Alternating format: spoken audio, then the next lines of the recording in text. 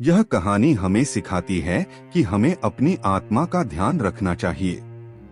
इसे शुद्ध और पवित्र बनाने के लिए हमें अच्छे कर्म, सच्चाई और दया का मार्ग अपनाना चाहिए। जीवन के भौतिक सुख और संसारिक चीजें अंततः हमें छोड़ देंगी, लेकिन आत्मा हमेशा हमारे साथ रहेगी। इस कहानी को सुनने से पहले अभी तक हमारी चैनल को सब्सक्राइब नहीं किया है तो सब्सक्राइब कीजिए, लाइक कीजिए, कमेंट कीजिए। यहाँ 4 पत्नियों की कहानी का पूरा विवरण दिया गया है, जो बौद्ध दर्शन और जीवन की सच्चाई को सरल और सुंदर तरीके से समझाती है। 4 पत्नियों की कहानी। एक समय की बात है, एक राजा था जो अपनी जिंदगी का पूरा आनंद ले रहा था। उसके पास धन, वैभव और 4 पत्नियां थीं। राजा ने अपनी पत्नियों के प्रति अलग अलग व्यवहार किया। एक चौथी पत्नी। राजा अपनी चौथी पत्नी से सबसे अधिक प्रेम करता था। वह उसे सुंदर वस्त्र पहनाता, गहनों से सजाता और हर संभव तरीके से उसकी देखभाल करता। राजा को लगता था कि उसकी चौथी पत्नी उसकी खुशी का सबसे बड़ा कारण है। 2 तीसरी पत्नी। तीसरी पत्नी राजा के लिए सबसे सुंदर और आकर्षक थी। राजा को इस पत्नी पर बहुत गर्व था और वह हमेशा उसे दिखाना चाहता था। लेकिन राजा को इस बात का डर भी था कि वह किसी दिन उसे छोड़कर किसी और के पास चली जाएगी। 3 दूसरी पत्नी। राजा की दूसरी पत्नी बहुत दयालु और सहायक थी। जब भी राजा किसी समस्या में पड़ता या परेशान होता, वह उसके पास जाती और दूसरी पत्नी हमेशा उसकी मदद करती। राजा को उस पर भरोसा था, लेकिन उसे उतना प्यार नहीं करता था। 4 पहली पत्नी। राजा की पहली पत्नी सबसे पुरानी थी।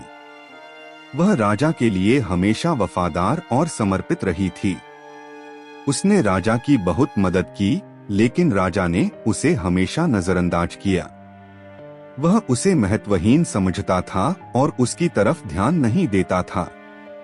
राजा की बीमारी और मृत्यु का समय बीता और राजा गंभीर रूप से बीमार हो गया। उसे एहसास हुआ कि उसकी मृत्यु का समय नजदीक आ गया है। राजा को यह सोचकर डर लगने लगा कि वह अकेला मर जाएगा। उसने अपनी पत्नियों को बुलाया और उनसे पूछा कि कौन उसके साथ मृत्यु के बाद जाएगा। चौथी पत्नी का उत्तर। राजा ने चौथी पत्नी से पूछा, क्या तुम मेरे साथ मृत्यु के बाद चलोगी? चौथी पत्नी ने जवाब दिया, नहीं, मैं तुम्हारे साथ नहीं जाऊंगी। तुम्हारी मृत्यु के बाद मैं तुम्हें छोड़ दूंगी। राजा को यह सुनकर बहुत दुख हुआ।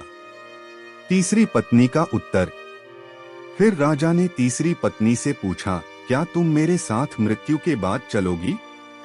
तीसरी पत्नी ने जवाब दिया, नहीं, मैं तुम्हारे साथ नहीं चल सकती। तुम्हारी मृत्यु के बाद मैं किसी और से शादी कर लूंगी। राजा को यह सुनकर और भी दुख हुआ। दूसरी पत्नी का उत्तर। राजा ने अपनी दूसरी पत्नी से पूछा, क्या तुम मेरे साथ मृत्यु के बाद चलोगी? दूसरी पत्नी ने उत्तर दिया, मैं तुम्हारे साथ श्मशान तक जाऊंगी, लेकिन उसके बाद मैं तुम्हारा साथ छोड़ दूंगी। राजा को यह सुनकर थोड़ा संतोष मिला, लेकिन वह फिर भी अकेला महसूस करने लगा। पहली पत्नी का उत्तर। अंत में राजा ने अपनी पहली पत्नी से पूछा, क्या तुम मेरे साथ मृत्यु के बाद चलोगी? पहली पत्नी ने उत्तर दिया, हाँ, मैं हमेशा तुम्हारे साथ रहूंगी, चाहे तुम जीवित रहो या मर जाओ। राजा को यह सुनकर बहुत आश्चर्य हुआ और पछतावा भी हुआ कि उसने अपनी पहली पत्नी की कभी परवाह नहीं की। एक चौथी पत्नी हमारा शरीर है। हम इसे सजाते संवारते हैं, लेकिन मृत्यु के बाद यह नष्ट हो जाता है। 2 तीसरी पत्नी हमारी संपत्ति और धन है। मृत्यु के बाद यह दूसरों को मिल जाता है।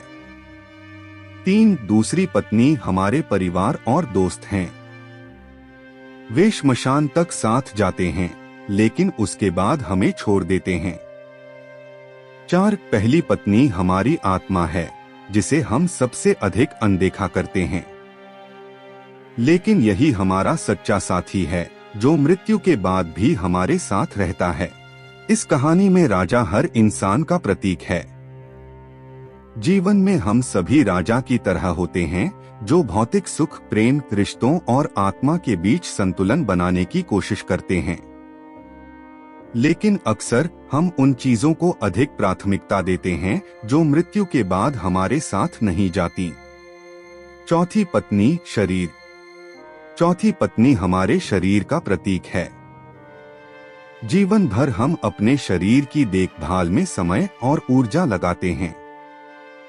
हम इसे सुंदर बनाने, स्वस्थ रखने और आकर्षक दिखाने के लिए मेहनत करते हैं।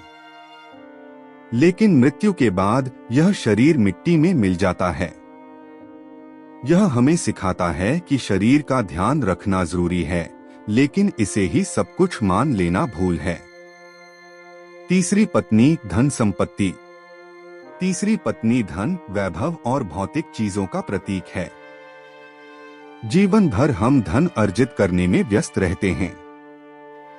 यह हमें खुशी और सुरक्षा देता है, लेकिन मृत्यु के बाद यह दूसरों को मिल जाता है।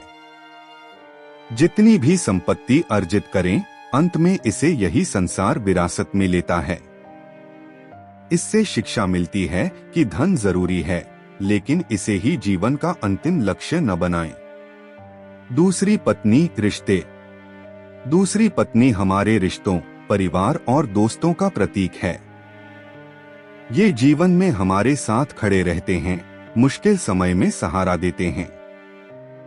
लेकिन ये भी मृत्यु के बाद श्मशान तक ही हमारा साथ दे सकते हैं।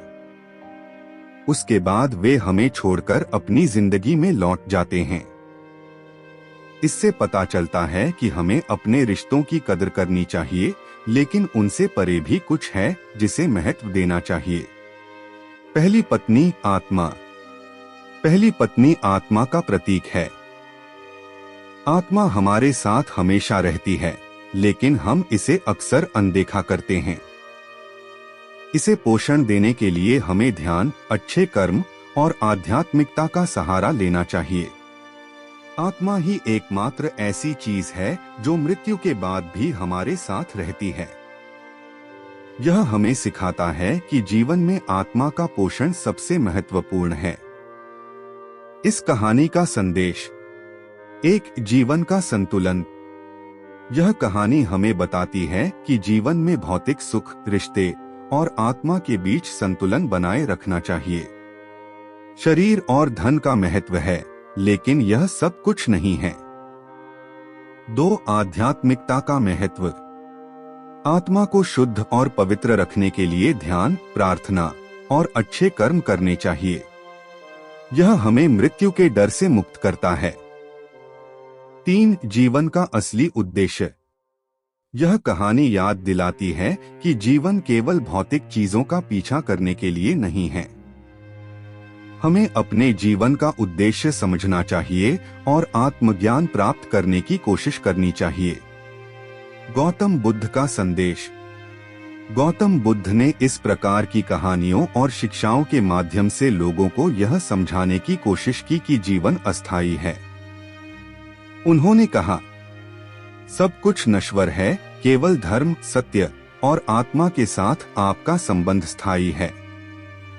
उन्होंने ध्यान और आत्मावलोकन के जरिए आत्मा की शुद्धि का मार्ग दिखाया। इस कहानी का सार है कि हर इंसान को अपनी आत्मा के प्रति जागरूक होना चाहिए, क्योंकि अंततः यही हमारा सच्चा साथी है।